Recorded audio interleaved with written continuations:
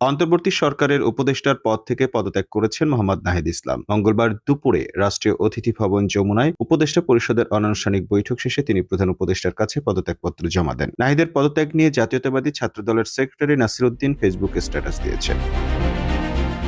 তিনি নাহিদের উদ্দেশ্যে লেখেন, জনাব নাহিদ ইসলাম সরকার থেকে পদত্যাগ করে নতুন দলের দায়িত্ব গ্রহণ করবেন। নতুন পথ চলায় তাকে অভিনন্দন জানাচ্ছি। আশা করি তার নেতৃত্বে যে রাজনৈতিক দল গঠিত হবে তারা দেশের স্বাধীনতা, সার্বভৌমত্বের প্রশ্নে আপোষহীন এবং গণতান্ত্রিক মূল্যবোধের উপর অটল থাকবে। নাসির উদ্দিন লেখেন, নতুন রাজনৈতিক দলের প্রতি আমাদের আহ্বান থাকবে তারা যাতে ভবিষ্যতে ফ্যাসিবাদী রাজনৈতিক চেতনা, স্বাধীনতা ও মুক্তিযুদ্ধ বিরোধী গোষ্ঠীগুলোর অপতৎপরতা এবং গোপন তৎপরতার রাজনীতির বিরুদ্ধে সোচ্চার থাকে।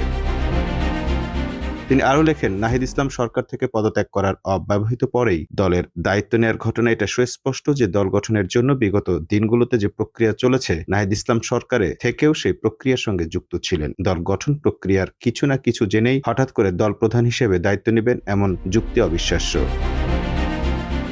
ছাত্রদলের সেক্রেটারি বলেন, নাহিদ ইসলাম পদত্যাগ করলেও সরকার নিরপেক্ষ থাকবে না।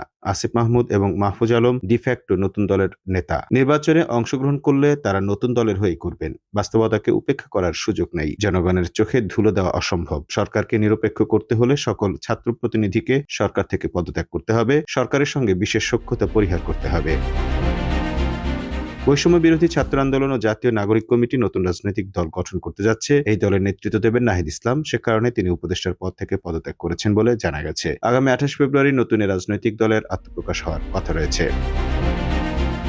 গত কয়েকদিন ধরেই গুঞ্জন চলছিল নাহিদ ইসলামের নেতৃত্বে নতুন রাজনৈতিক দল আসছে। উপদেষ্টা নাহিদ ইসলামও বেশ কয়েকবার জানিয়েছিলেন পদত্যাগ করেই তিনি নতুন দলে যোগ দেবেন।